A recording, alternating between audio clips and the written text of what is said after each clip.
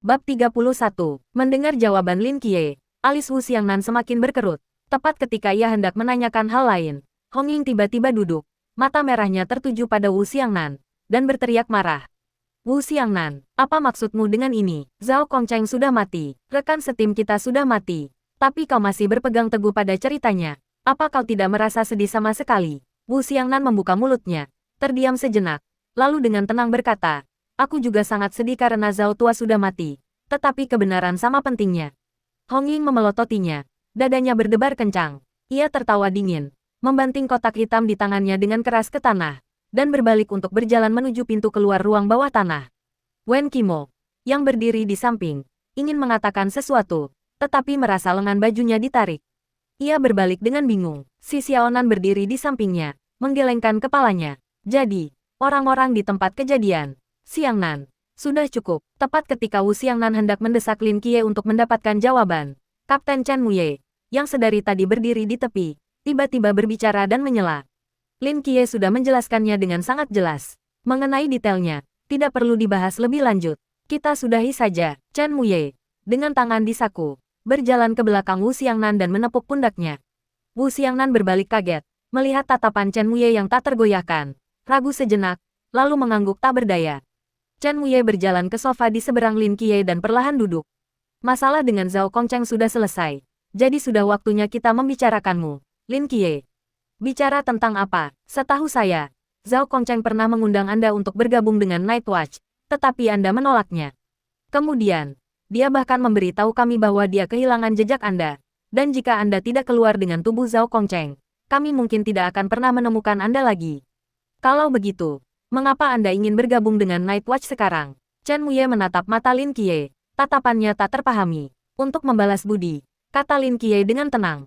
Chen Muye terkejut. Bantuan, saya membuat perjanjian dengannya bahwa saya akan bergabung dengan Night Watch. Lin Qiye terdiam. Namun, saya punya satu syarat. Syarat apa? Saya hanya akan bergabung dengan Night Watch selama 10 tahun. Setelah 10 tahun, saya akan pergi. Mendengar kata-kata Lin Qiye, semua orang yang hadir tercengang, dan ekspresi mereka langsung berubah aneh. Penjaga malam bukanlah relawan komunitas. Setelah bergabung, kau tidak bisa pergi. Jadi maksudmu 10 tahun, aku tidak bisa menjanjikan itu. Tak seorang pun di seluruh organisasi penjaga malam bisa memberimu janji itu. Sebelum Lin Qiye sempat berkata apa-apa lagi, Chen Muye melanjutkan. Namun, jika setelah 10 tahun kau masih bisa meninggalkan penjaga malam sendirian dan membiarkan para petinggi tak berdaya melawanmu, maka itu lain cerita. Singkatnya, ingin meninggalkan penjaga malam melalui jalur yang benar, tidak mungkin. Baiklah, tanpa diduga, Lin Qiye mengangguk tegas. Jika aku tidak bisa pergi setelah 10 tahun, itu masalahku. Mendengar jawaban Lin Qiye yang hampir melanggar hukum, si Xiaonan dan Wen Qimo sama-sama tercengang, mulut mereka menganga. Bahkan kelopak mata Leng Xuan yang sedingin es berkedut, dan ia melirik Lin Qiye beberapa kali lagi. Kalau begitu, aku akan segera mengajukan lamaranmu ke atasan. Namun, kau tidak akan dianggap sebagai anggota resmi sampai kau menyelesaikan pelatihan intensif. Pelatihan intensif. Night Watch adalah organisasi semi-militer. Semua anggota baru harus mengikuti program pelatihan intensif selama setahun sebelum resmi bergabung, mempelajari keterampilan seperti pertempuran, senjata api, penempatan tempur, dan penggunaan struktur terlarang. Kapan dimulai? Setiap bulan September, sekitar sebulan dari sekarang. Sampai kau menyelesaikan pelatihan, kau hanya akan dianggap sebagai anggota sementara tim kami. Pada titik ini, Chen Muye sepertinya teringat sesuatu dan dengan sungguh-sungguh mengingatkannya. Anggota sementara tidak mendapatkan akomodasi dan makan. Lin Qiye, tidak ada akomodasi dan makan. Bukankah Night Watch seharusnya memiliki tunjangan yang besar? Bagaimana mereka bisa begitu pelit? Lalu, di mana aku akan tinggal selama sebulan ini? Lin Qiye panik, kembali ke rumah bibinya. Tidak, tidak, tidak. Ada kemungkinan 99% dia tidak akan kembali. Dia bahkan mungkin kabur bersama seluruh keluarganya. Tapi dia jelas perlu memberitahu bibinya. Setidaknya agar bibinya tahu dia aman. Jadi dia berencana membalas suratnya. Mengatakan dia akan bergabung dengan tentara, yang akan menenangkan bibinya. Masalahnya, penjaga malam tidak mengizinkannya menginap. Apakah itu berarti dia harus tidur di jalanan? Tidak apa-apa, kamu bisa menginap di rumahku. Saat itu, Hong Ying, yang diam-diam bersembunyi di balik pintu, mengintip keluar dan berbisik, rumahku cukup besar, memberimu kamar tidak masalah. Hong Ying, bukankah kamu pergi dengan marah? Mata Wen Qimo melebar. Aku ingat aku lupa mengambil sesuatu. Tidak bisakah aku kembali? Hong Ying memelototinya, melangkah masuk ke dalam rumah, mengambil kotak hitam di lantai, dan berbalik menatap Wu Xiangnan. Wu Xiangnan, di bawah tatapan Wu Xiangnan yang tak bisa berkata-kata, Hong Ying menghampiri Lin Qiye dan berkata lembut, "Adik Qiye, jangan khawatir, karena kau sudah menjadi anggota tim kami, aku pasti akan melindungimu." Sementara, dia anggota sementara, Chen Muye mengoreksinya dengan serius. Lagi pula, kalian berdua belum tentu lebih tua siapa. Kau tidak bisa memanggilnya, adik, begitu saja. Kapten, kau terlalu kaku. Hong Ying menjulurkan lidahnya ke arah Chen Muye, merobek selembar kertas dari meja, menuliskan alamat, dan menyodorkannya ke tangan Lin Qiye. Adik Qiye, aku masih perlu berlatih menembak. Jika kau tidak bisa menemukanku setelah formalitas selesai, kembalilah dulu. Wajah Hong Ying sangat dekat dengan wajah Lin Qiye. Begitu dekat hingga Lin Qiye dapat dengan jelas mencium aroma samar-samarnya dan melihat bulu matanya sedikit bergetar. Matanya yang jernih menatap Lin Qiye sambil tersenyum, seperti genangan air musim gugur di hutan mapel emas, jernih dan mengharukan. Namun penuh kehangatan, sama dengan 56 lebih besar dari harus diakui. Hong Ying memang sangat cantik. Kulitnya putih, hidungnya ramping, bibirnya merah menyala, fitur wajahnya yang menawan, dan payudaranya yang montok. Lin Qiye segera mengalihkan pandangannya. Dua rona merah muncul di wajahnya tanpa alasan yang jelas. Ini pertama kalinya dalam hidupnya ia sedekat ini dengan seorang gadis, terutama gadis senatural dan sejernih Hong Ying. Terima kasih, Kak Hong Ying. Ahahaha, Hong Ying tiba-tiba berdiri dan tertawa terbahak-bahak, mengejutkan Wu Xiangnan di belakangnya. Kenapa kau bertingkah aneh sekali? Kata Wu Xiangnan kesal, urus saja urusanmu sendiri. Hong Ying cemberut. Siapa suruh adik baru kita memanggilku begitu baik? Bibir Lin Qiye sedikit berkedut, dan tanpa sadar ia menoleh ke samping. Saat itu, Wen Qimo berjalan mendekat sambil tersenyum. Hong Ying, berhentilah menindas anak baru itu. Qiye, ayo, aku akan mengajakmu berkeliling dan bercerita tentang Night Watch. Lin Qiye merasa telah diampuni dan mengikuti Wen Qimo keluar pintu, menuruni tangga ke lantai dasar. Qiye, di tangga, Wen Qimo tiba-tiba berbicara. Ada apa? Senior Wen Qimo. Jangan panggil aku senior. Terlalu formal. Dan aku mungkin hanya 2 atau 3 tahun lebih tua darimu. Wen Qimo menggaruk kepalanya sedikit malu. Panggil saja aku dengan namaku. Atau seperti mereka, panggil aku Qimo. Oke, sebenarnya, aku punya permintaan. Wen Qimo berhenti dan menatap mata Lin Qiye dengan serius. Apa, malam ini, bolehkah aku menginap di rumah Hong Ying bersamamu? Aku sudah lama ingin pergi. Ekspresi Lin Qiye terhadap Wen Qimo perlahan berubah aneh. Wen Qimo terkekeh, bercanda. Aku lihat kamu merasa sangat tertekan. Jadi aku ingin membantumu rileks. Ia menatap mata Lin Qiye, tatapannya melembut. Lagi pula, siapapun yang menyaksikan pertempuran brutal seperti itu tidak akan mudah melupakannya. Terutama orang sepertimu yang hanya seorang siswa SMA. Lin Qiye terkejut, ia mengerucutkan bibir. Tetap diam. Wen Qimo benar, bahkan Lin Qiye sendiri tidak menyadari betapa buruknya kondisi mentalnya saat ini. Menyaksikan kematian Zhao Kongcheng, lalu bertarung sendirian melawan Raja Wajah Hantu, meninggalkan tempat perlindungan kecil kumuh yang telah ia tinggali selama lebih dari 1 dekade, dan bergabung dengan penjaga malam yang asing dan berbahaya sendirian. Meskipun ia relatif dewasa, pada dasarnya, ia masih remaja. Di bawah pergolakan yang begitu dahsyat, tekanan di punggungnya terasa mencekiknya. Saat kau duduk di sana tadi, aku melihatmu sedang dalam kondisi yang menyedihkan. Sebenarnya, bukan hanya aku, Hong Ying juga memperhatikan. Kalau tidak, dia tidak akan mengundangmu untuk tinggal di rumahnya sementara. Juga tidak akan menyembunyikan kesedihannya dan bercanda dengan kapten dan wakil kapten. Kau baru di sini dan belum mengenalnya. Setelah kau mengenalnya, kau akan menyadari. Dia terlalu baik. Lin Qiye terkejut. Ia teringat gambaran Hong Ying yang menangis terseduh-seduh saat ia menggendong Zhao Kongcheng di tengah hujan. Sekarang, mengingat senyum tipis Hong Ying tadi, seolah menyembunyikan kesedihan yang mendalam. Tapi, jika hatinya sudah begitu hancur, mengapa ia masih memikirkan perasaanku? Sebenarnya, bukan hanya aku dan Hong Ying. Semua orang di sini, kecuali Xiangnan, pria keras kepala itu, dan Leng Xuan yang sedingin es, juga menyadarinya. Hanya saja kaptennya agak arogan, jadi dia hanya bisa diam-diam memanfaatkan Hong Ying untuk memeriahkan suasana. Xiaonan terlalu malu untuk bicara. Wen Qimo berbalik dan melanjutkan menaiki tangga, berbicara perlahan. Mungkin sebelum kau datang, kau mengira Night Watcher adalah sekelompok mesin pembunuh yang dingin dan mekanis. Tetapi setelah kau tinggal di sini sebentar, kau akan menyadari bahwa ternyata tidak seperti itu. Lin Qiye mengikuti Wen Qimo ke lantai 1, melewati lobi agensi yang disamarkan, dan mendorong pintu hingga terbuka. Hari sudah larut malam, jembatan perdamaian yang ramai tampak sepi. Tanah masih basah karena hujan baru-baru ini. Di seluruh jalan jembatan perdamaian, hanya agensi perdamaian yang masih buka. Sebelum saya datang, saya pikir Night Watcher adalah organisasi yang sangat besar, berlokasi di area terlarang militer yang sepi, dengan pesawat dan tank terparkir di dalamnya, dan latihan militer terus berlangsung. Lin Qiye menatap jalanan yang sepi dan berbicara perlahan. Wen Qimo terkejut, menoleh ke arah Lin Qiye, dan tak kuasa menahan tawa.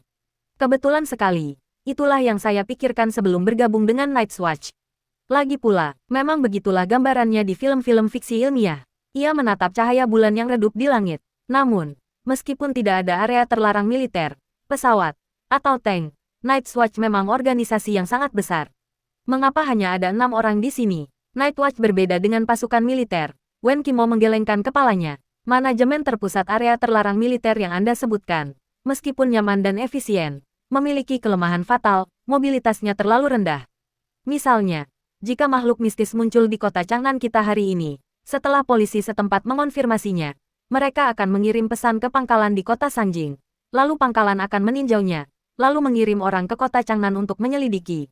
Penyelidikan akan memakan waktu setidaknya 2 hari, dan selama 2 hari itu, banyak orang mungkin meninggal. Oleh karena itu, solusi terbaik adalah menempatkan tim penjaga malam di setiap kota.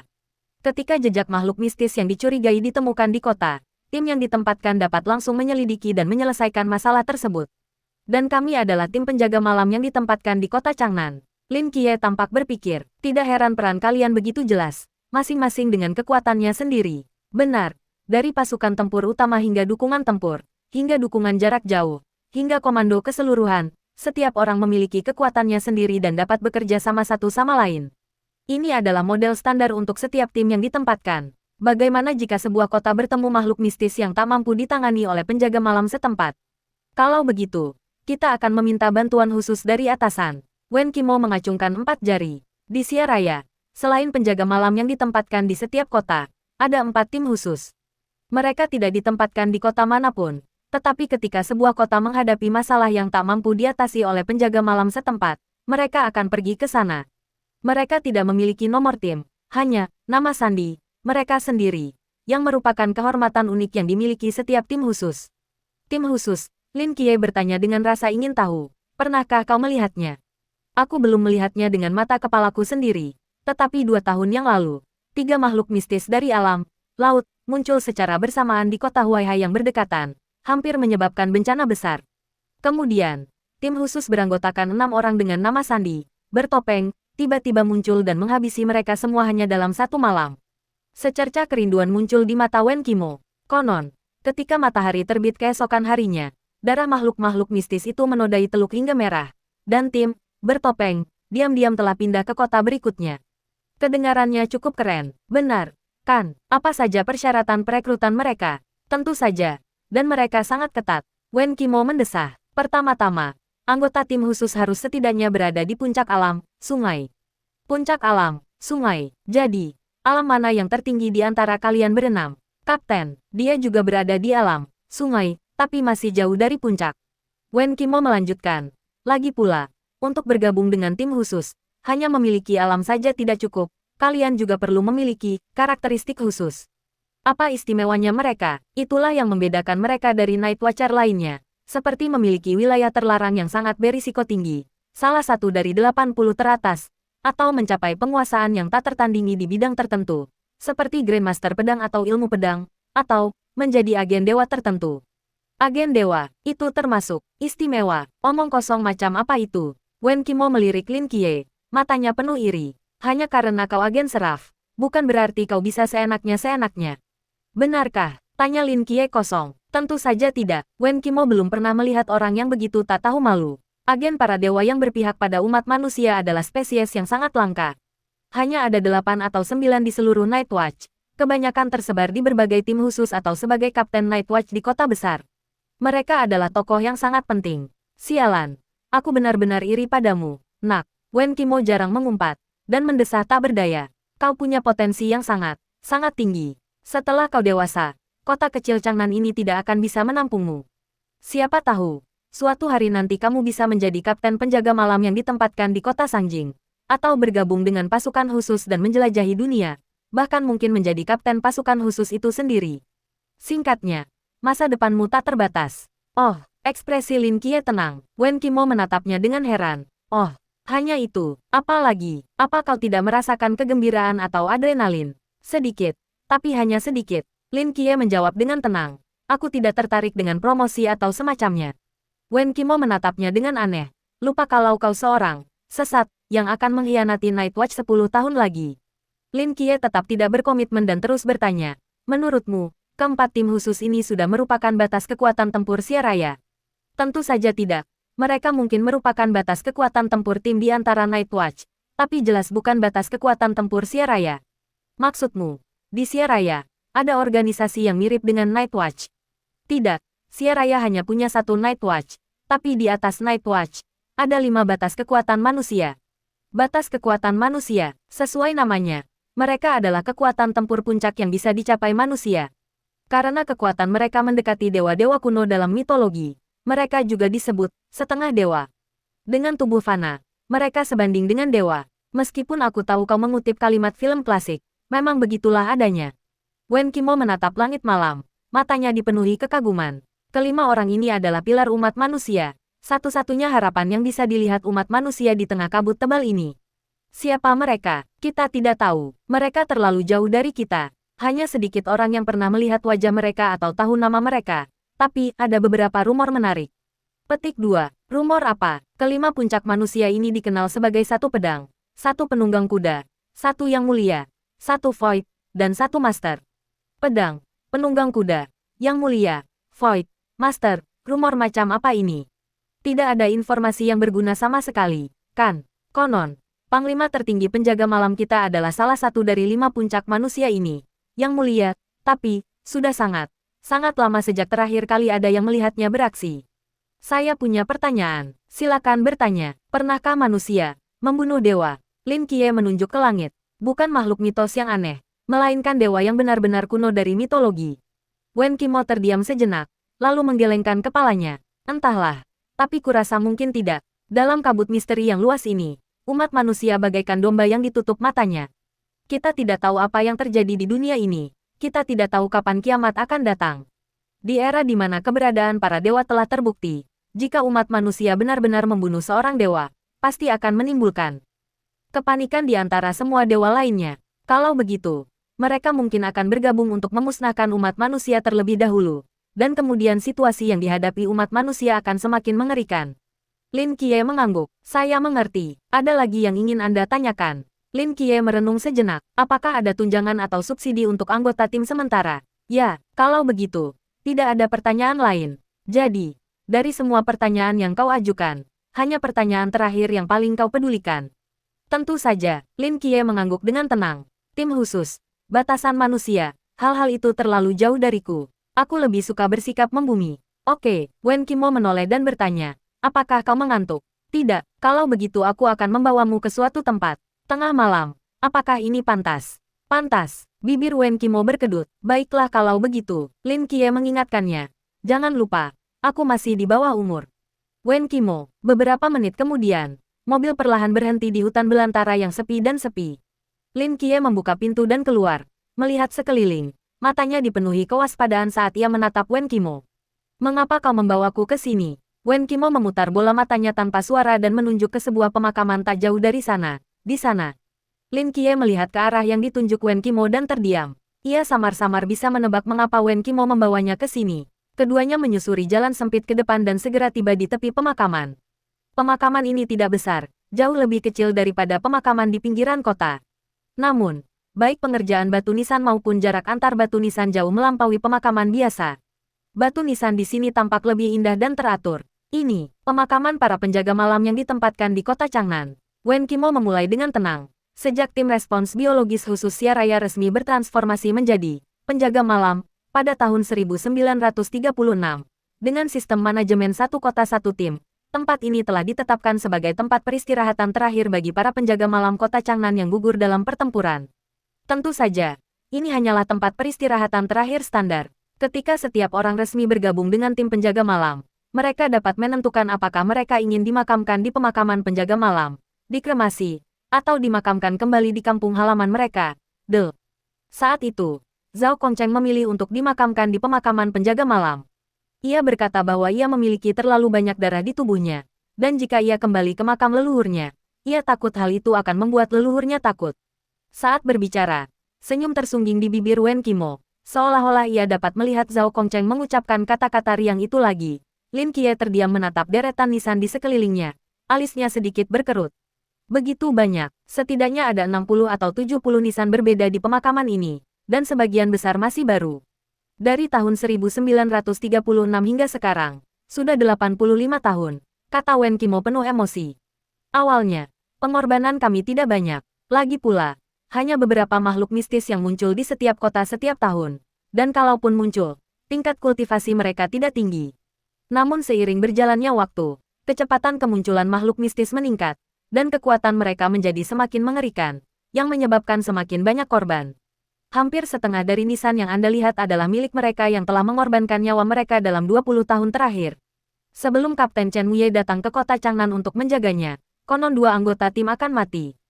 Di sini setiap tahun, baru setelah Kapten tiba, angka kematian turun secara signifikan. Bayangan sosok pendiam berbaju hitam itu terlintas di benak Lin Qiye, dan ia tak kuasa menahan rasa kagum.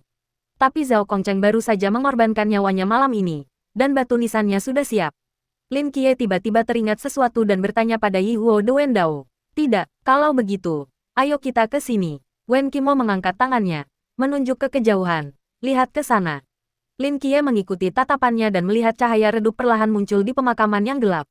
Di bawah cahaya redup itu, Hong Ying, dengan mata merah menyala, duduk di samping ruang terbuka, memegang batu nisan kosong di tangannya dan pena ukir di tangan kanannya, perlahan mengukirnya. Air mata mengalir di pipinya, membasahi batu nisan itu, yang segera ia hapus. Saat ini, di mana jejak vitalitasnya yang dulu? Bukankah dia bilang akan berlatih menembak? Lin Qiye menatap kosong ke arah pemandangan itu. Dia berbohong. Wen Qimo menggelengkan kepalanya. Batu nisan penjaga malam dipahat oleh rekan-rekan almarhum. Itu aturan tak tertulis. Seharusnya aku yang mengukir batu nisan ini. Meskipun dia tidak mengatakannya, aku tahu betul bahwa dialah yang paling ingin mengukir batu nisan Zhao Kongcheng. Mereka memiliki hubungan yang sangat baik, bahkan sangat baik. Jadi, meskipun kebohongannya begitu absurd, aku menutup mata dan membiarkannya diam-diam mengukir batu nisan itu. Lin Qiye dan Wen Qimo berdiri di sana dengan tenang, memperhatikan Hong Ying yang sedang mengukir batu nisan dengan saksama, terdiam cukup lama. Di bawah sinar bulan yang redup, di pemakaman yang sunyi senyap, hanya pisau ukir di tangan Hong Ying yang mengeluarkan suara lembut dan sendu. Bukankah kita akan menyapa? Setelah beberapa saat, Lin Qiye bertanya pada Wen Qimo, menuju untuk menyapa sekarang hanya akan membuatnya malu. Dia terlalu malu. Tapi apa yang kita lakukan? Terasa seperti kita orang mesum yang sedang memata-matai rahasia seseorang. Lin Qiye merasa sedikit canggung. Wen Qimo menoleh padanya, senyum mengembang di bibirnya. Kau pikir, satu-satunya, cabul, yang memata-matai kita adalah kita berdua. Di hutan di seberang pemakaman, Xiangnan, tanda seru tanda seru tanda seru. Wu Xiangnan, yang terbaring telungkup di tanah, bergidik dan tiba-tiba berbalik. Ia menghela napas lega ketika melihat siapa orang itu. Kapten, jangan berkeliaran diam-diam di pemakaman tengah malam begini. Kau hampir membuatku mati ketakutan. Wu Xiangnan menyentuh jantungnya yang berdebar kencang dan menarik napas dalam-dalam. Chen Muyi diam-diam duduk di sebelah Wu Xiangnan, menatap Hong Ying yang sedang mengukir batu nisan sendirian tak jauh darinya. Lalu berkata lembut. Kukira kepalamu yang bodoh itu hanya berisi taktik. Aku tak menyangka kau juga ikut. Wu Xiangnan memutar bola matanya. Tengah malam begini, siapa yang mengira dia akan pergi latihan menembak? Apa kau pikir aku selambat itu? Ya, Wu Xiangnan, di mana Qimo? Seharusnya dia ada di sini, kan? Dia terbaring di jurang di seberang jalan bersama Lin Qiye. Di mana Leng Xuan dan Xiaonan? Leng Xuan sudah lama menghilang. Xiaonan takut gelap dan tidak berani datang. Oh, kedua pria itu terdiam. Setelah keheningan yang lama, Chen Muye akhirnya berbicara lagi. Aku cukup senang kau datang. Apakah itu benar-benar perlu? Ya, Chen Muye mengangguk serius. Ini menunjukkan bahwa kau bukan lagi Wu Xiangnan yang baru saja merangkak keluar dari tumpukan mayat. Sekeras apapun kau menyangkalnya, kau sudah berubah. Kenapa aku harus menyangkalnya? Wu Xiangnan berkata dengan tenang. Sudah hampir 6 tahun sejak tim Blue Rain dihancurkan. Orang cacatku ini harus melewati ini. Bertemu kalian semua adalah keberuntunganku. Chen Muye mendesah. Di mata mereka, kau adalah pria kaku yang hanya peduli pada aturan dan regulasi. Terakhir kali aku menguping percakapan Hong Ying dan Xiaonan. Mereka bahkan bilang kau takkan pernah menemukan istri seumur hidupmu. Jika mereka tahu kau pernah menjadi anggota tim khusus Blue Rain yang terkenal itu, mereka mungkin akan terkejut. Aku hanyalah orang tak berguna yang selamat. Aku tak pantas menyandang nama itu lagi, kata Wu Xiangnan tenang. Sekarang, aku hanya ingin menjadi anggota biasa regu 136. Chen Wuye menepuk bahu Wu Xiangnan tanpa berkata apa-apa. Bagaimana menurutmu? Wu Xiangnan tiba-tiba bertanya. Apa, pendatang baru itu? Lin Qiye, anak yang baik. Aku tidak bicara tentang potensinya. Aku bicara tentang kepribadiannya. Aku bicara tentang kepribadiannya. Wu Xiangnan terdiam sejenak, lalu melanjutkan. Dia membunuh raja berwajah hantu. Kalau aku tidak salah, Zhao Kongcheng hanya melukainya parah, tidak membunuhnya. Apakah itu penting? Bukankah itu penting? Chen Wuye menatap mata Wu Xiangnan dan perlahan berkata, anak itu bersedia memberikan pujian kepada Zhao Kongcheng, itu pilihannya. Kenapa kau begitu ngotot? Kau sudah lama mengenal Zhao tua, apa kau tidak tahu apa impiannya? Membunuh sosok misterius dari alam, Chuan, itu pencapaian yang luar biasa. Itu akan sangat membantu masa depan anak itu. Apa menurutmu dia peduli dengan hal-hal ini? Wu Xiangnan terdiam. Chen Wuye mengalihkan pandangannya dari Hong Ying ke jurang yang jauh dan dengan tenang berkata. Sudah kubilang, anak ini hebat. Saat ini, puluhan mil jauhnya dari pemakaman, Leng Xuan, yang diam-diam berjongkok di puncak bukit, meletakkan teropongnya, senyum tipis tersungging di bibirnya. Mereka semua bersembunyi dengan sangat buruk, sama sekali tidak terampil. Aku menangkap mereka lagi. Klik, klik. Teropong di tangan Leng Xuan mengeluarkan beberapa klik pelan, dan beberapa foto beresolusi tinggi jatuh dari bawah. Ada foto Hong Ying sedang mengukir monumen sendirian, Lin Qiye dan Wen Qili mengobrol, dan dua pria dewasa yang sedang berhubungan sesama jenis di hutan. Ia memunguti foto-foto ini seperti harta karun dan dengan hati-hati memasukkannya ke dalam kotak terkunci. Kotak itu penuh dengan foto. Foto-foto yang hanya milik tim 136. Lucu, canggung, namun mengharukan. 2 jam kemudian, Lin Qiye berdiri di depan sebuah villa mewah, tercengang. Ia menundukkan kepala, memeriksa alamat di catatan itu lagi, melirik villa itu, dan terkesiap. Jadi dia wanita kaya, jika Lin Qiye tidak salah tempat. Ini adalah rumah Hong Ying. Dalam keadaan linglung, Lin Qiye seolah mendengar kata-katanya lagi. Rumahku cukup besar. Lebih dari sekadar besar, Lin Qiye ragu-ragu cukup lama di pintu masuk villa sebelum akhirnya memutuskan dan mengetuk. Sebelumnya, ia dan Wen Qimo diam-diam memperhatikan Hong Ying mengukir batu nisan di pemakaman sampai Hong Ying selesai sebelum pergi. Dan untuk menghindari kecurigaan Hong Ying, ia sengaja datang terlambat setengah jam, meninggalkan perbedaan waktu. Ia hanya mengetuk 2 kali sebelum menarik tangannya. Suara sandal terdengar samar dari balik pintu, dan kemudian pintu villa terbuka. Di balik pintu berdiri Hong Ying, mengenakan piyama berbulu, matanya agak merah. Melihat Lin Qiye, senyum tersungging di wajahnya. Kak Qiye, cepat masuk, kenapa pulang larut malam? Qimo terus saja bicara sampai. Sekarang, kata Lin Qiye, berbohong sambil menggigit giginya. Memasuki rumah, Lin Qiye menundukkan kepala dan menyadari bahwa Hong Ying telah menyiapkan sepasang sandal untuknya. Rumah ini tidak dibersihkan hari ini, jadi mungkin agak berantakan. Jangan khawatir, Hong Ying berkata dengan agak malu, memainkan rambutnya dan memilin-milin helaiannya di antara jari-jarinya. Sudah sangat bersih, kata Lin Qiye tanpa daya, melihat sekeliling. Lagi pula, aku sudah bahagia selama aku punya tempat tinggal. Harus diakui bahwa rumah Hong Ying, baik dari segi dekorasi maupun perabotan, memancarkan suasana megah dan elegan, yang membuat Lin Qiye, yang belum pernah tinggal di villa sebelumnya, merasa sedikit canggung. Terlebih lagi, ia belum pernah menginap di rumah perempuan sebelumnya. Kak Hong Ying, apakah Qiye ada di sini? Sebuah suara lembut datang dari lantai 2. Si Xiaonan yang bermata mengantuk sedang bersandar di pagar, bertanya dengan lembut. Hong Ying mengangguk. Lin Qiye terkejut dan menoleh ke arah Hong Ying. Hong Ying tersenyum padanya. Karena aku biasanya tidak tinggal di asrama. Aku khawatir Xiaonan tinggal sendirian. Jadi aku membiarkannya tinggal di sini bersamaku.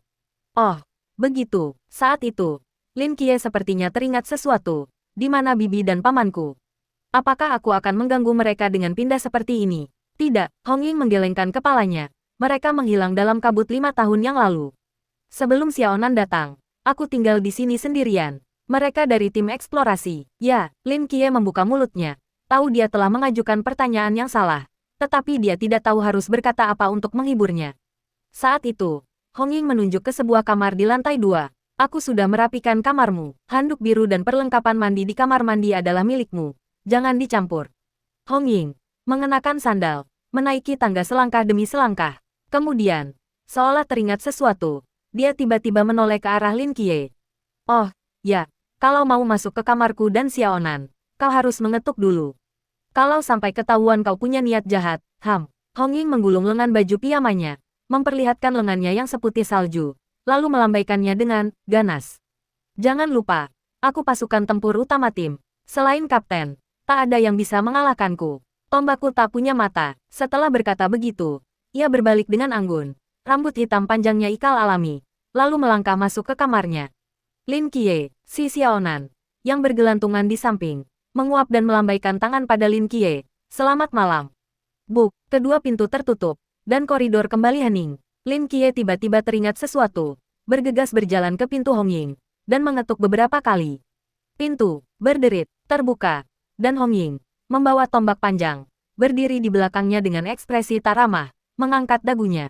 Apa yang kau inginkan? Di bawah cahaya hangat, ujung tombak itu berkilau dingin. Ini, dia benar-benar menyembunyikan tombak di kamarnya. Lin Qiye menelan ludah, buru-buru bertanya. Tidak, Kak Hong Ying. Aku hanya ingin bertanya, apakah kau punya kertas dan pena? Hong Ying terkejut. Untuk apa kau butuh kertas dan pena larut malam begini? Untuk menulis surat. Kurasa aku punya.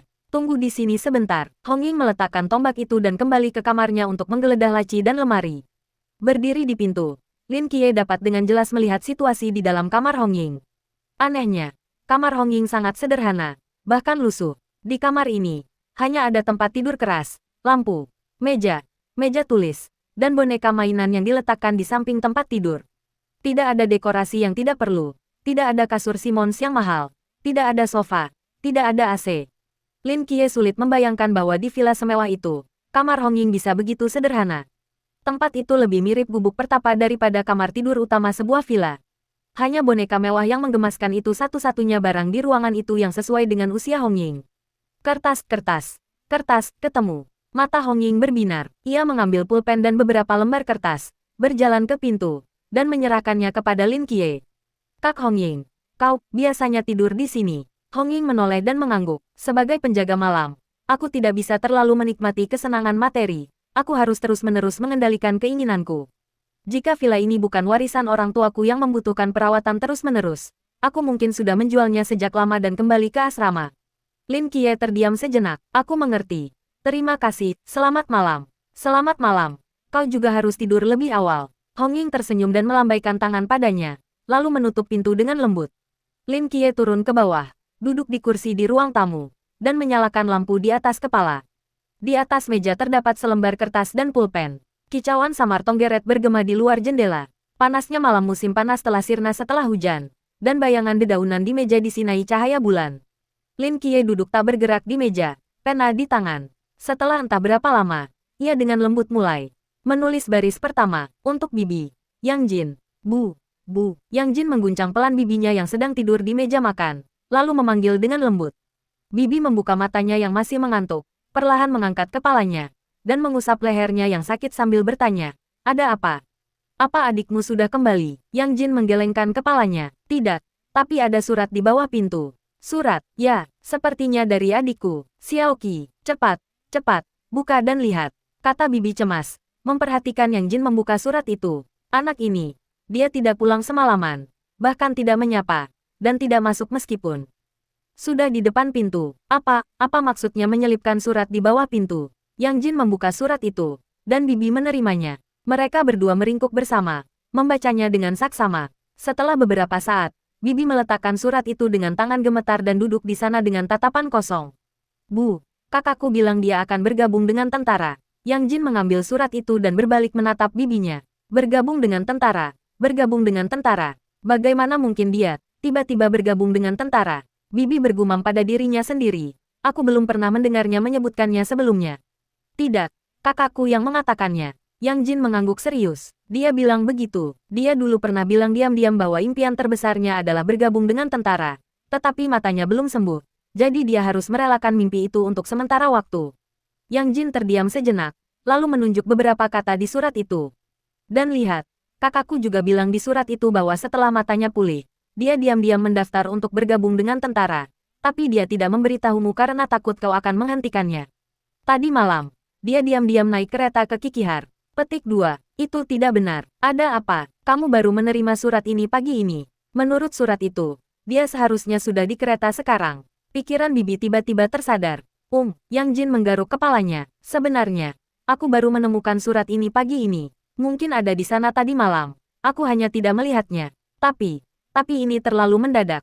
Bibi tidak bisa menerima kenyataan ini. Dan mata Kie baru saja pulih. Bagaimana kalau matanya kambuh saat dia bertugas di tentara? Tidak, aku khawatir. Aku akan pergi ke pemerintah. Aku ingin keponakanku kembali. Bibi berdiri dengan cemas. Tidak peduli bahwa dia memakai sandal. Dan bergegas keluar pintu. Tiba-tiba, dia berhenti. Di luar pintu, dua pria berseragam militer berdiri dengan canggung. Seolah hendak mengetuk. Jika Lin Qiye ada di sini, ia pasti akan langsung mengenali mereka sebagai Chen Muye dan Wen Qimo. Siapa kalian? Tanya Bibi sambil mengerutkan kening. Chen Muye dan Wen Qimo bertukar pandang. Wajah Wen Qimo langsung menunjukkan senyum lembut. Dan ia memberi hormat militer yang tidak biasa kepada Bibi.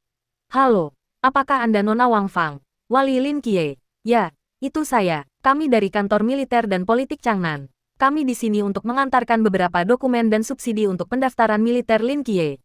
Kantor militer dan politik, tanya Bibi dengan curiga. Tempat macam apa itu? Itu tempat yang khusus menangani pendaftaran rekrutan baru. Oh, baiklah. Kalau begitu silakan masuk dan duduk. Bibi mundur beberapa langkah untuk mempersilakan mereka berdua masuk, lalu berbalik untuk membuatkan mereka teh. Aku baru saja mau mencarimu. Tapi ada yang tidak beres. Chen Muye dan Wen Qimo baru saja duduk ketika Wen Qimo berkeringat dingin mendengar ini. Wen Qimo diam-diam mendekatkan diri ke telinga Chen Muye dan berbisik. Kapten, bisakah kita benar-benar lolos begitu saja? Apa yang kau takutkan? Semua dokumen kami didistribusikan dari tentara reguler. Semuanya asli. Tapi kau baru mengajukan aplikasi Lin Qiye untuk bergabung kemarin. Tidak mungkin dokumennya datang secepat ini, kan? Kau yakin? Ini asli. Bibir Chen Muye sedikit berkedut. Sebentar lagi, ini akan menjadi asli. Tapi aku tidak mengerti. Kita bisa menunggu dokumen resmi datang sebelum datang. Kenapa terburu-buru? Bukan kami yang terburu-buru. Tapi anak Lin Qiye itu yang sedang terburu-buru, kata Chen Muye lembut, melirik bibinya yang sedang sibuk di dapur. Dia takut bibinya tidak akan percaya isi surat itu dan akan langsung pergi ke pemerintah untuk memverifikasinya. Tapi para pejabat pemerintah tingkat rendah itu tidak tahu kami ada. Kau tahu maksudku, kan? Dimengerti. Wen Qimo mengangguk, duduk tegak, dan tersenyum lebar. Nona Wang Fang, jangan khawatir. Kami tentara reguler, dan pendaftaran Lin Qiye di Urumqi telah disetujui. Tidak ada masalah sama sekali. Yang Jin berdiri di samping, mengusap dahinya tanpa daya. Bibinya, yang sedang membuat teh, gemetar. Cangkir teh di tangannya jatuh di atas meja. Ia berbalik dengan kaku, matanya terbelalak, dan berseru. Dia pergi ke Kikihar, kan? Chen Muye memelototi Wen Qimo. Wen Qimo berkata dengan serius. Nyonya, begini. Lin Qiye awalnya mendaftar untuk pergi ke Kikihar, tetapi kemudian berubah pikiran dan pergi ke Urumqi. Sang bibi merasa skeptis. Lalu di mana dokumennya? Wen Qimo mengeluarkan beberapa tumpukan dokumen tebal dari tas kerjanya, meletakkannya di atas meja, dan mendorongnya di depan sang bibi. Semua dokumen Lin Qiye ada di sini. Tolong simpan baik-baik. Wen Qimo berpikir sejenak dan melanjutkan. Mungkin ada beberapa dokumen lagi yang akan datang nanti. Kami akan mengunjungi mereka nanti. Sang bibi menyipitkan mata, memegang dokumen-dokumen itu jauh-jauh, membacanya kata demi kata. Takut melewatkan informasi penting. Setelah beberapa saat, akhirnya ia meletakkan dokumen-dokumen itu dan mendesah. Matanya baru saja sembuh. Saya khawatir ada yang tidak beres selama dia di militer. Jangan khawatir. Mata Lin Qiye sudah diperiksa secara menyeluruh. Tidak akan ada masalah lain. Dia sehat walafiat. Suara Wen Qimo melembut. Lagi pula, anak-anak tumbuh dewasa. Mereka perlu berada di luar perlindungan keluarga dan belajar satu atau dua hal, bukan? Sang bibi membuka mulut, seolah ingin mengatakan sesuatu, tetapi akhirnya hanya bisa menghela napas pasrah. Nyonya, ini tunjangan militer Lin Qiye, terimalah. Chen Muye mengeluarkan sebuah amplop tebal dan mendorongnya di depan sang bibi. Sang bibi mengangkat salah satu sudut amplop, seluruh tubuhnya gemetar, dan ia menatap mereka berdua dengan kaget. Ini terlalu banyak. Negara ini menyediakan tunjangan yang sangat baik bagi para prajurit sekarang, dan unit Lin Qiye agak istimewa. Jadi tunjangannya relatif lebih banyak daripada di tempat lain. Wen Qimo menjelaskan, istimewa, tidak akan ada bahaya. Ekspresi sang bibi berubah. Tidak, istimewa, di sini mengacu pada, dia cukup jauh, kata Wen Qimo dengan wajah datar, mengarang kebohongan. Lagi pula, butuh waktu lama untuk pergi dari sini ke Urumqi. Begitu, bibi memegang amplop itu dengan gelisah. Ini pertama kalinya ia melihat uang sebanyak itu. Kawan, bisakah kau mengirimkan uang ini kepadanya? Tanya Bibi dengan cemas. Dia pergi begitu jauh sendirian. Apa yang akan dia lakukan tanpa uang? Dan aku tidak nyaman meninggalkan uang sebanyak itu di rumah. Tentara tidak membutuhkan uang sebanyak ini. Dan kami memiliki peraturan bahwa uang ini untuk anggota keluarga. Terimalah. Mata Wen Qimo sedikit menyipit. Suaranya perlahan menjadi serius. Soal keamanan, jangan khawatir. Selama kami masih di sini, tidak ada yang bisa menyentuhmu. Kapan dia akan kembali? 10 tahun. Chen Muye tiba-tiba berbicara. Matanya penuh keseriusan. 10 tahun kemudian, dia pasti akan kembali. 10 tahun. Bibi menggumamkan dua kata itu. Lalu menoleh ke Yang Jin. Dan bergumam pada dirinya sendiri. 10 tahun lagi. Ajin seharusnya sudah kuliah sekarang. Wen Qimo dan Chen Muye mengobrol dengan Bibi sebentar lagi. Dan ketika hampir tiba waktunya, mereka bangkit untuk berpamitan.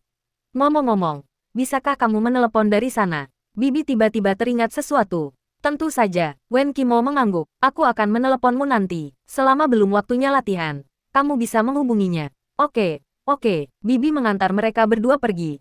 Lalu berdiri sendirian di pintu sebentar sebelum perlahan kembali ke rumah dan duduk. Menatap kosong ke kamar Lin Qiye.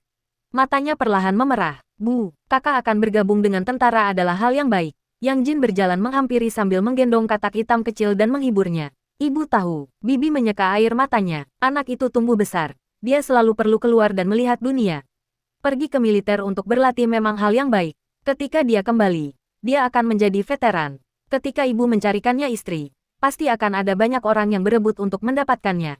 Yang Jin, ibu hanya tidak bisa tenang. Bibi menatap jendela, tenggelam dalam pikirannya. Sudah waktunya pergi. Chen Muye turun ke bawah, menepuk Lin Qiye yang diam-diam menatap jendela, dan berkata. Lin Qiye menatap bibinya di balkon dengan saksama dan bertanya dengan lembut, bagaimana hasilnya? Dia percaya, baguslah. Apakah dia memberikan uangnya? Ya, Chen Muye berhenti sejenak. Itu semua subsidi dan sisa gaji setahun. Apa yang akan kamu lakukan jika kamu memberikan semuanya kepada mereka? Aku sudah menabung selama bertahun-tahun. Jika aku berhati-hati, aku akan baik-baik saja selama setahun. Melihat ini, Chen Muye terdiam sejenak, lalu menambahkan, kalau kamu ada waktu luang, kamu bisa datang ke agensi untuk makan. Lin Qiye bertanya dengan heran, bukankah anggota tim sementara tidak disediakan tempat tinggal dan makan? Anggota tim sementara tidak disediakan tempat tinggal dan makan, tapi Chen Muye menepuk bahunya dan berjalan menuju van yang tak jauh dari sana. Kecuali makanan yang aku masak sendiri. Lin Qiye terkejut, senyum mengembang di bibirnya. Asterisk ring. Saat itu, ponsel Lin Qiye yang baru saja kuambil berdering. Halo, Xiaoqi. Apa itu Xiaoqi? Ini aku. Bibi, anak bodoh. Kamu pergi wajib militer tanpa memberitahuku. Kalau kamu mau, aku tidak akan melarangmu. Apa kamu tidak menganggapku bibimu lagi? Maaf. Bibi, aku salah. Naik kereta. Ya, berapa lama waktu yang dibutuhkan untuk sampai di sana? Kudengar akan memakan waktu 2 hari. Prajurit hijau kecil itu agak lambat. Begitu sampai di kamp militer, pastikan kamu makan dengan baik. Jangan terlalu banyak bekerja. Aku tahu. Bibi, aku juga sudah menerima semua subsidimu. Aku akan menyimpannya untuk saat ini. Untuk saat kamu kembali dan menggunakannya untuk menikah. Bibi, tunjangan di militer kita sangat bagus. Kita mendapat banyak uang setiap tahun. Kamu bisa gunakan uang itu dulu. Anakmu, kamu sama sekali tidak tahu cara menabung. Simpan uang itu baik-baik. Kamu harus hidup dengan baik. Apa kamu dengar aku? Baik, Bibi, baiklah. Kalau tidak ada yang lain, Bibi akan menutup telepon sekarang. Baiklah. Sampai jumpa, Bibi. Oh, ngomong-ngomong, ingat untuk memberitahu Bibi bahwa kamu telah tiba dengan selamat di Kikihar. Pasti akan kuberitahu. Sampai jumpa, Bibi. Hening cukup lama di ujung telepon sebelum suara Bibi yang agak serak akhirnya terdengar. Oke, selamat tinggal. Sambungan terputus. Bibi mencengkeram ponselnya erat-erat. Duduk di sana seperti patung, tak bergerak. Kemudian, 2 aliran air mata mengalir dari matanya. Ia perlahan terduduk di meja, membenamkan wajahnya di bahu, menangis dalam diam. Di sampingnya, Yang Jin mendesah pelan, berbalik melihat keluar jendela, dan bergumam pada dirinya sendiri. Kakak, dasar bodoh, di luar area perumahan lama. Qiye, waktunya pergi. Chen Muye berbalik dan berkata dengan tenang. Lin Qiye menyimpan ponselnya, memandang rumah-rumah rendah di kejauhan untuk terakhir kalinya, dan bersenandung setuju. Angin kencang mulai bertiup, rambut hitam Lin Qiye sedikit berantakan tertiup angin. Ia mengencangkan kerah bajunya dan berbalik untuk berjalan melawan angin. Pakaian mereka berkibar tertiup angin. Rumah sakit jiwa para dewa. Di halaman yang luas dan rapi, Nix duduk di kursi goyang, memegang vas bunga, tenggelam dalam pikirannya. Seorang pemuda berjas putih berjalan melewati koridor, membawa beberapa botol obat, dan menghampirinya. Kau datang untuk menemuiku, Thanatos, anakku. Nix menoleh ke arah Lin Qiye, senyum mengembang di bibirnya. Lin Qiye duduk di sampingnya dan bersenandung setuju. Waktunya minum obatmu. Ia menuangkan obat dari botol, dengan hati-hati membaginya menjadi tumpukan kecil, dan meletakkannya di tangan Nix. Anak baik, minum obatmu dulu. Tanpa ragu, Nix menelan obat di tangannya dalam sekali teguk, lalu menatap Lin Qiye dengan tatapan penuh kasih sayang. Thanatos, sepertinya kau sedang memikirkan sesuatu. Lin Qiye terkejut. Ia tak menyangka Nix, seorang pasien gangguan jiwa, bisa melihat kondisinya sekilas.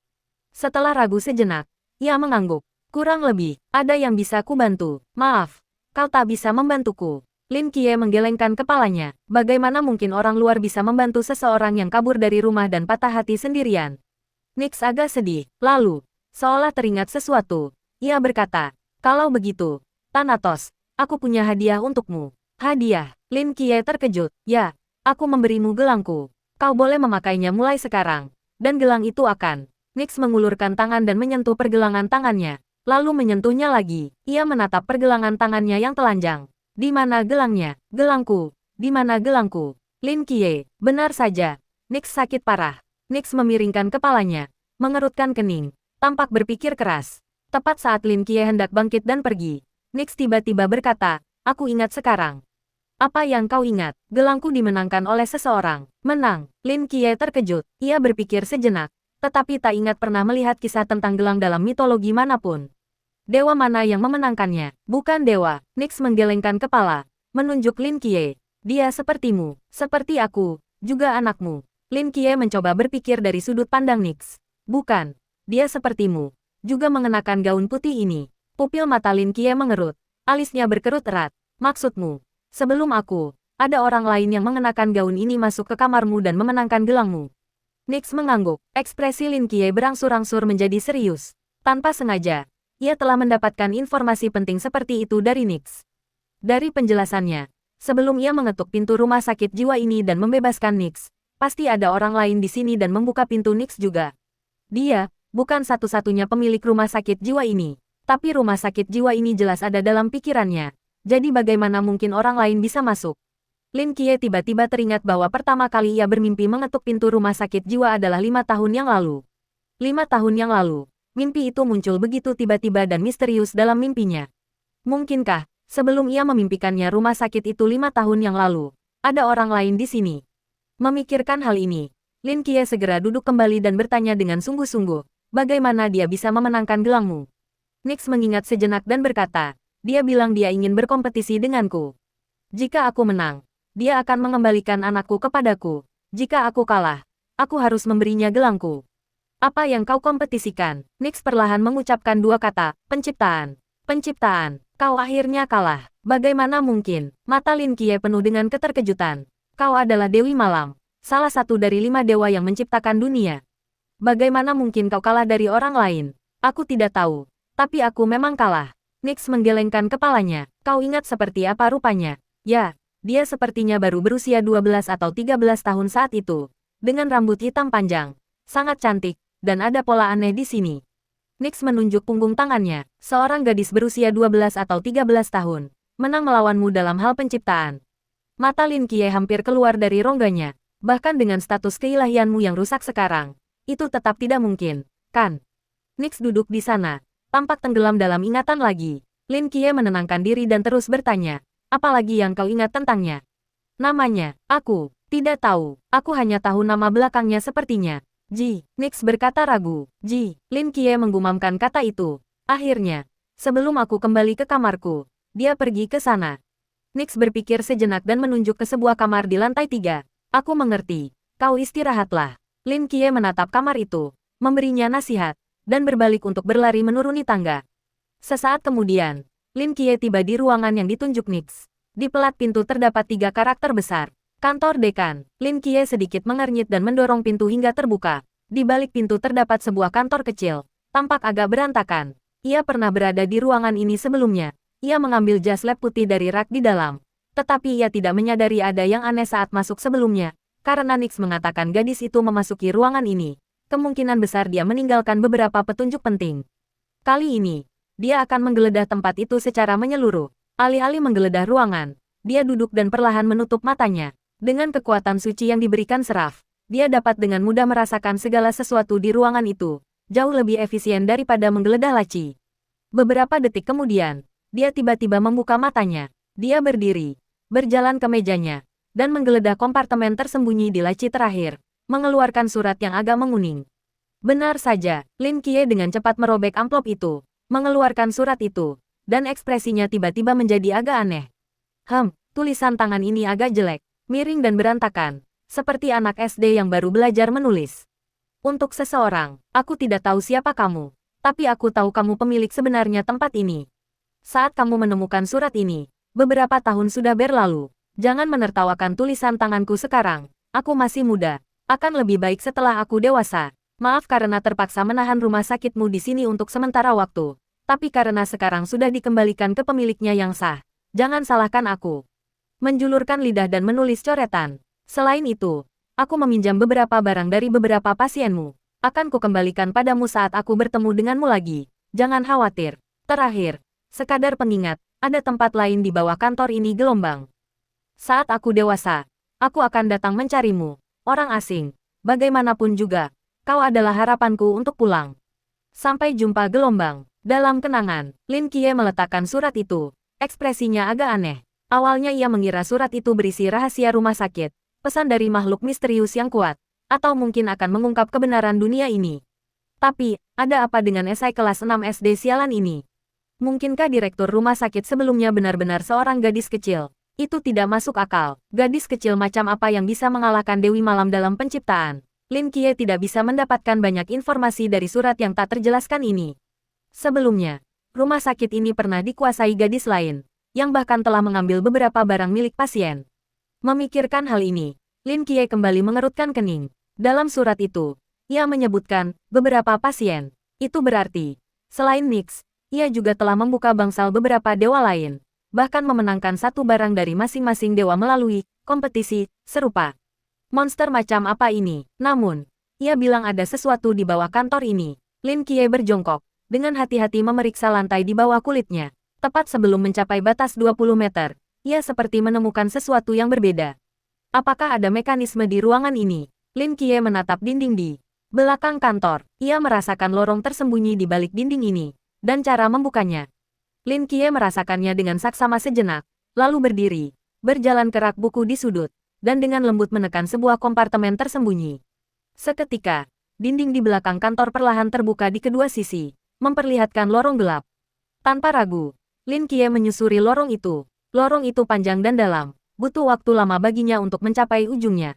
Ketika ia membuka pintu di ujung lorong, ia membeku. Di hadapannya terbentang koridor remang-remang dan lembab. Dan di kedua sisinya terdapat deretan sel gelap. Ya, sel, tidak seperti 6 bangsal di bangsal atas. Yang dilihat Lin Qiye di hadapannya adalah sel penjara sungguhan, yang pintu besinya juga ditutupi pola-pola padat, yang tujuannya masih menjadi misteri. Lin Qiye berjalan maju menyusuri koridor, energi mentalnya terus memantau sekelilingnya. Di dasar rumah sakit dewa yang sudah misterius ini, tersembunyi 2 baris sel menyeramkan, jelas bukan tempat yang baik hati. Anehnya, kedua sel itu kosong. Tanpa kehadiran manusia, mungkinkah ini penjara kosong? Gumam Lin Qiye, terus maju. Tak lama kemudian, ia sampai di ujung. Namun, ketika tatapannya jatuh pada sel pertama di ujung, pupil matanya tiba-tiba mengecil. Di sudut sel itu, berjongkok sesosok tubuh kekar. Sepertinya ia mendengar langkah kaki Lin Qiye, menoleh dengan kaku, menampakkan wajah pucat dan mengerikan. Raja berwajah hantu, melihat sosok yang familiar itu. Mata Lin Qiye berkilat niat membunuh yang kuat. Dan ia dengan hati-hati mundur setengah langkah. Raja berwajah hantu, seperti binatang buas, meraung dan menyerang Lin Qiye. Tetapi begitu menyentuh jeruji sel, ia ditangkis oleh kekuatan tak terlihat, menghantam dinding di belakangnya. Alis Lin Qiye berkerut dalam. Bukankah dia yang membunuh raja berwajah hantu? Wajahnya terpotong menjadi 18 bagian. Ia sudah mati suri, dan jasadnya seharusnya dibawa pergi oleh penjaga malam. Bagaimana mungkin ia ada di sini? Tepat saat Lin Qiye bertanya-tanya, panel yang familiar muncul kembali di depan matanya. Pendosa, raja berwajah hantu. Pilihan, Sebagai makhluk mitos yang kau bunuh sendiri, kau berhak menentukan nasib jiwanya. Pilihan 1. Langsung musnahkan jiwanya, membuatnya lenyap sepenuhnya dari dunia. Pilihan 2. Setelah tingkat ketakutannya terhadap Anda mencapai 60, Anda dapat mempekerjakannya sebagai perawat rumah sakit. Sambil merawat pasien, ia juga dapat memberikan perlindungan. Tingkat ketakutan saat ini, 1.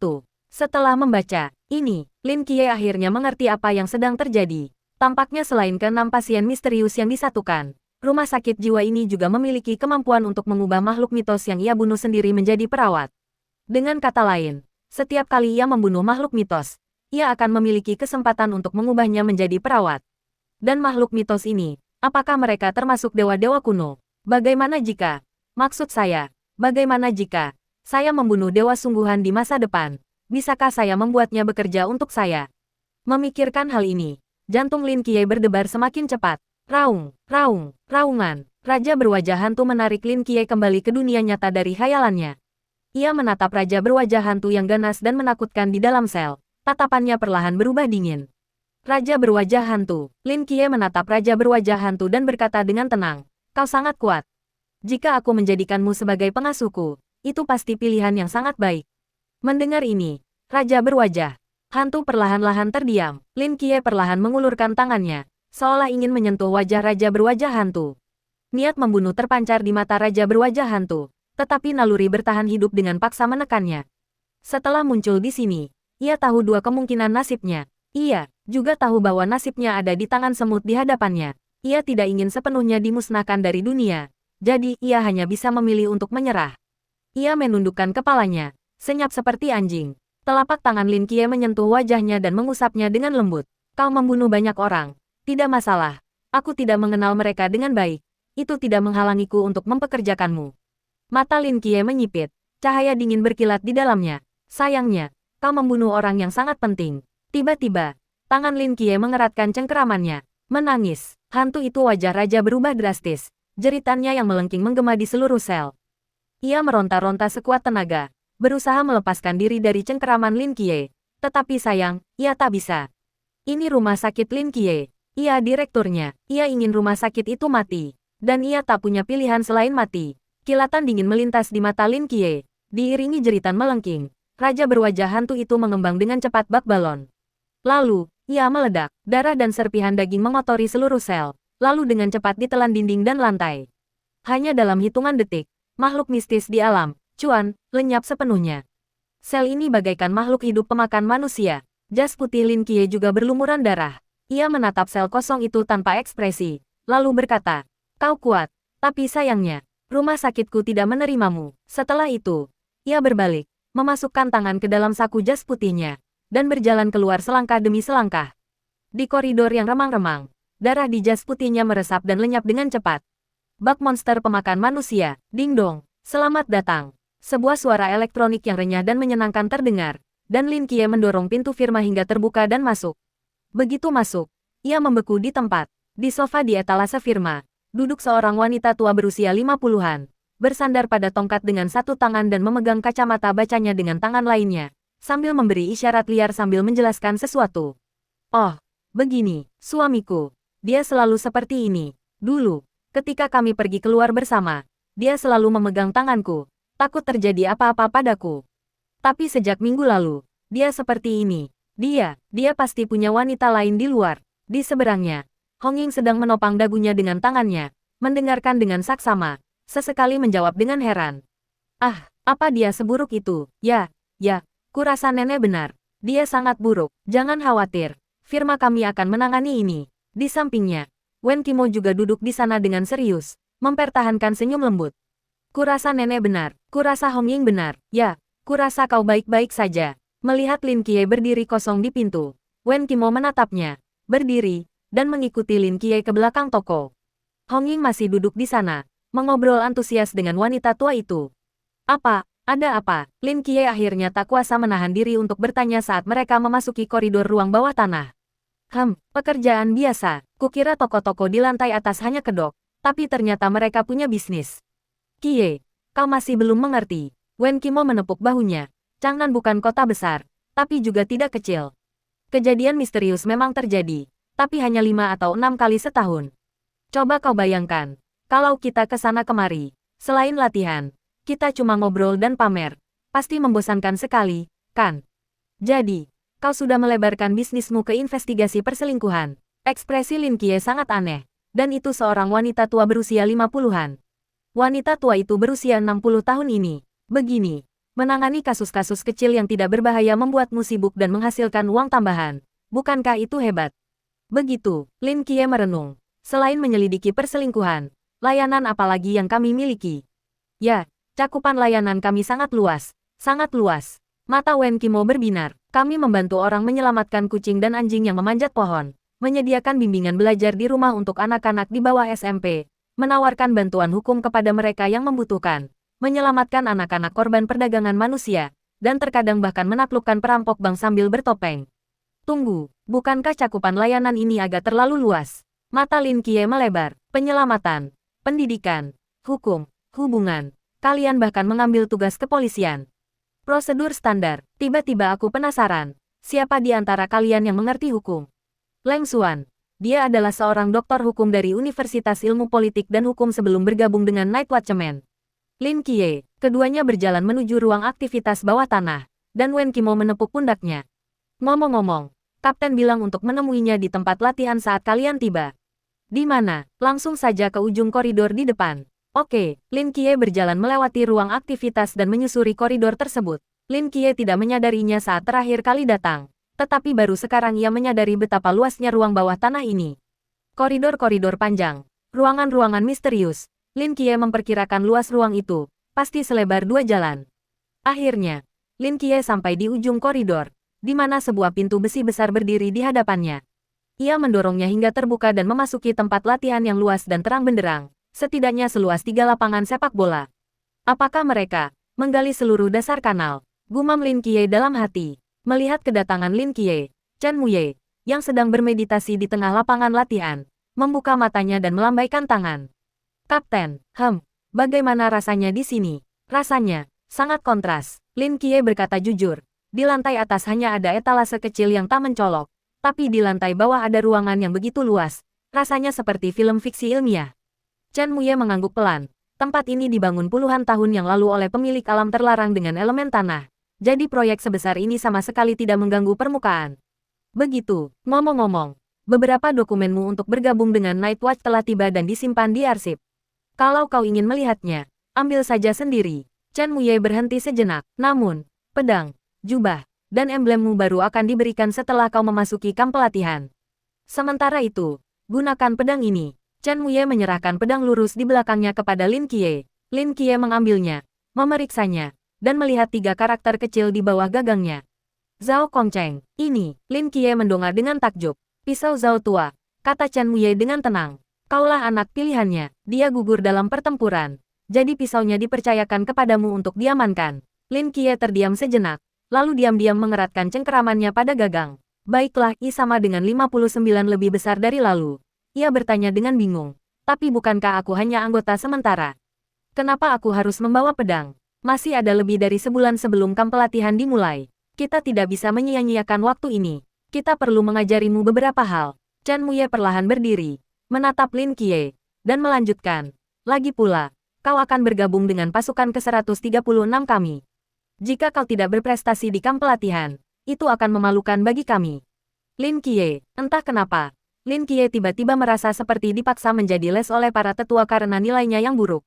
Baiklah, lalu bagaimana aku harus berlatih? Lin Qiye tidak ragu. Lagi pula, bahkan jika Chen Muye tidak menyinggungnya, ia pasti akan memintanya untuk mengajarinya bertarung.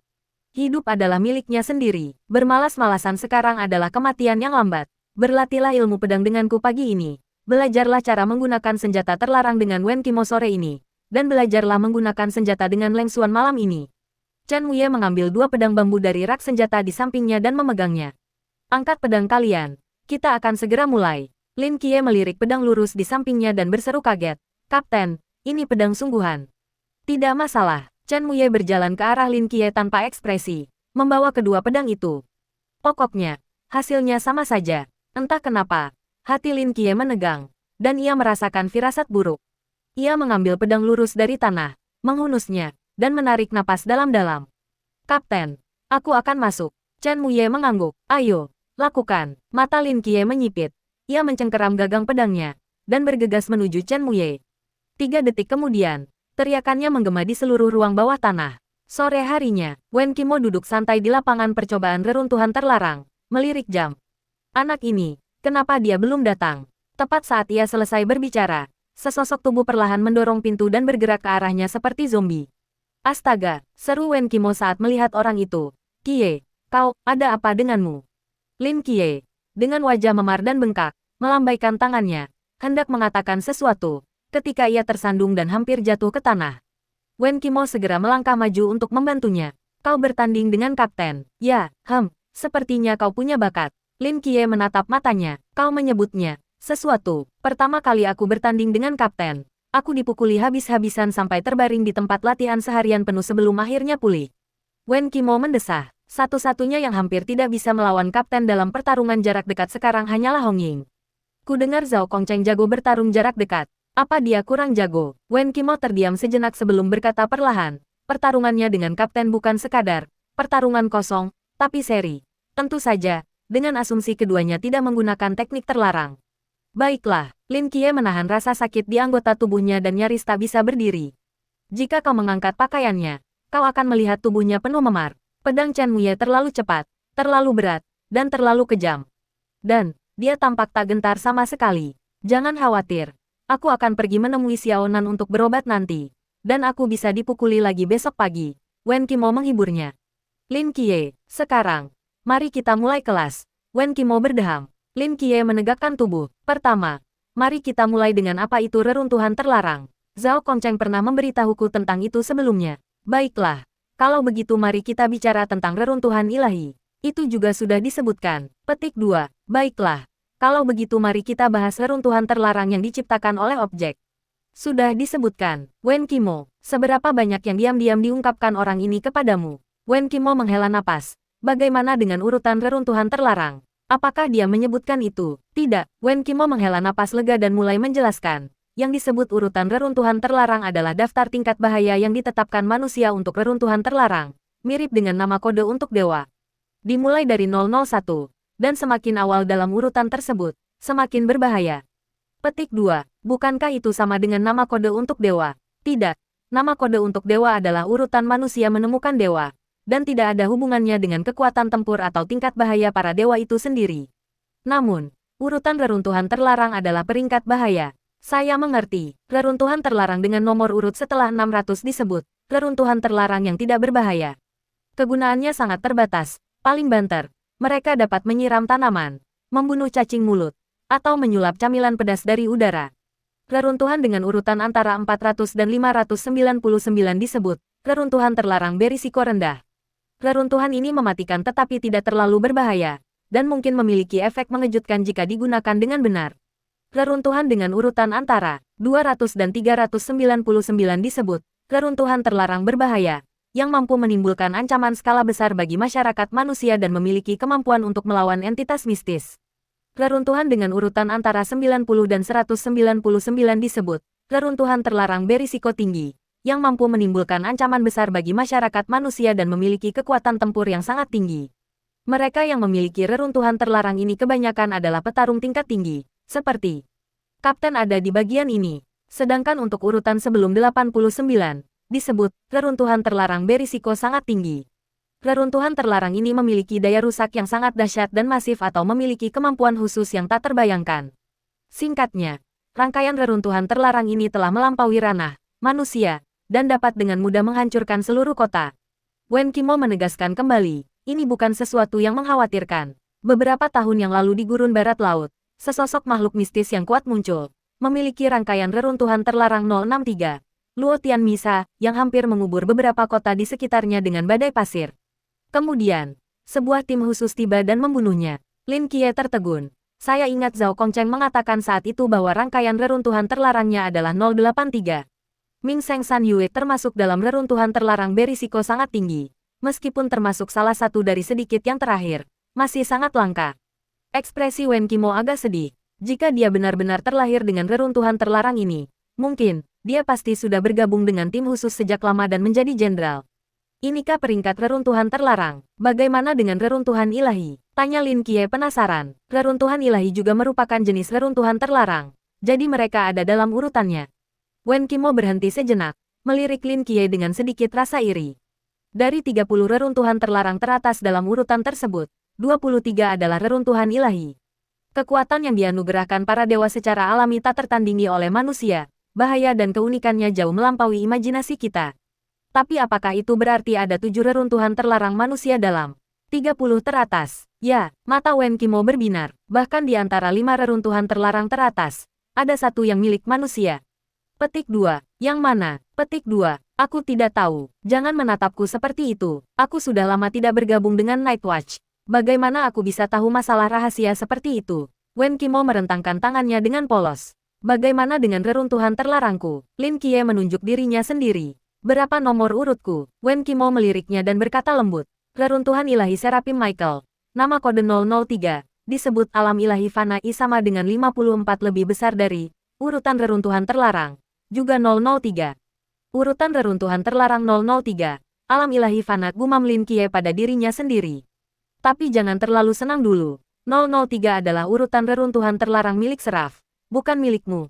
Lin Qiye. Tambah Wen Qimo. Hanya di tangan Seraf. 003 lah yang akan menjadi 003.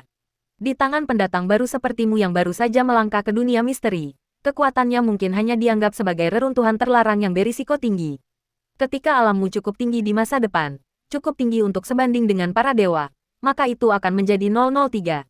Lin Qiye mengangguk. Aku mengerti. Ngomong-ngomong, aku punya satu pertanyaan lagi. Silakan bertanya. Mungkinkah orang yang sama menjadi agen dari beberapa dewa yang berbeda? Mustahil. Wen Qimo menggelengkan kepalanya tanpa ragu. Setidaknya dalam sejarah manusia, belum pernah ada preseden seperti itu. Oh, Lin Qiye mengangguk. Mulai sekarang, memang ada. Selain wilayah Dewa Fana milik Serapim, Lin Qiye juga memiliki penari malam berbintang yang diperoleh dari Dewi Malam. Dalam arti tertentu, dia adalah agen dari dua dewa. Tentu saja, dia belum bisa memberi tahu siapapun tentang ini. Jika dia ditangkap dan dipelajari oleh para petinggi penjaga malam, dia akan tamat. Setidaknya, dia terlalu lemah sekarang. Mungkin ketika dia cukup kuat, dia tidak akan takut terbongkar. Setelah kita membahas dasar-dasarnya, mari kita bahas reruntuhan terlarangmu. Level berapa yang bisa dicapai wilayah Dewa Fana-mu? Dalam area melingkar dengan radius 20 meter yang berpusat padaku, aku bisa merasakan segalanya. Oh, Wen Qimo mengangkat alis. Apa warna pakaian dalam Hongying hari ini? Putih. Di tempat pengujian, kedua pria itu saling berpandangan sebentar dan tersenyum.